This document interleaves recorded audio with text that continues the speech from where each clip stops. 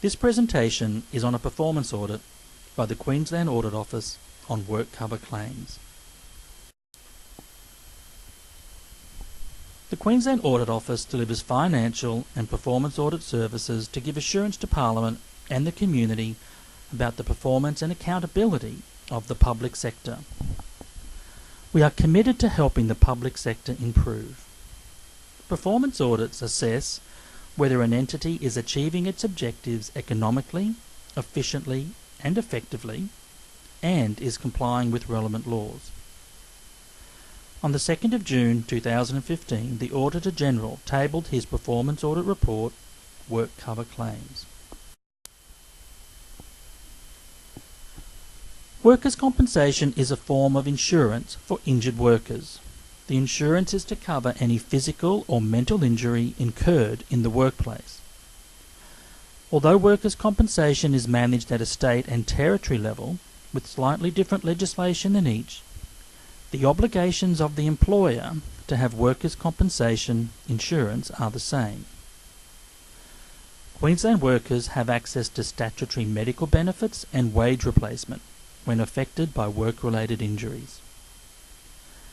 Injured workers may also be able to access damages at common law by suing their employer in cases involving negligence.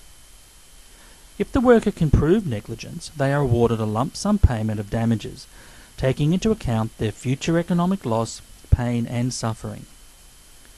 Research shows that workers who are off work for long periods of time are less likely to ever return to work successfully. The focus of this audit was on whether Queensland Government Departments were managing injured workers to return them to work safely and timely. To answer this objective, we analysed workers' compensation claims data. We focused in particular on the claims from Queensland Government Departments and compared it to selected private industry types.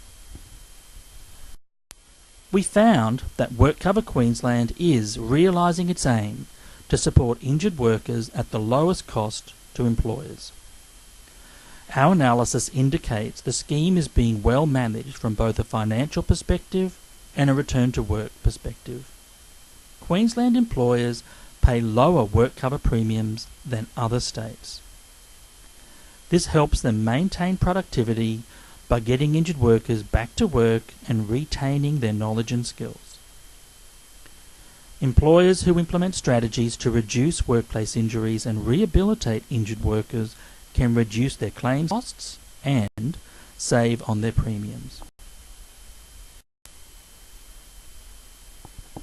Return to work rates for injured workers in Queensland are high. In 2013-14, 96.3% of injured Queensland workers returned to work. For government department workers, the rate was slightly higher at 99%.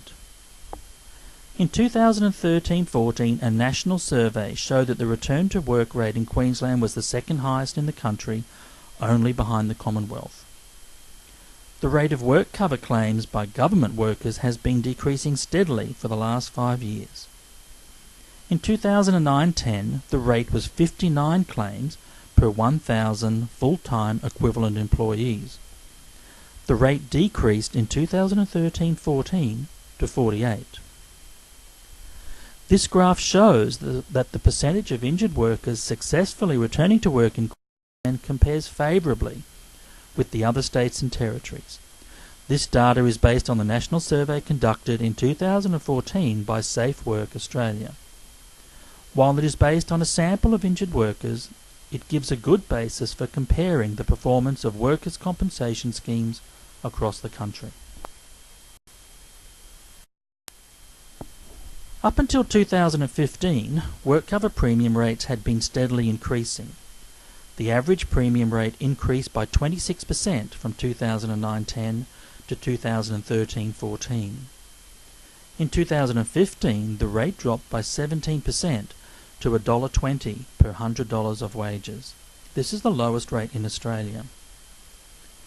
Decreasing injury rates and costs provides the state with a more productive workforce.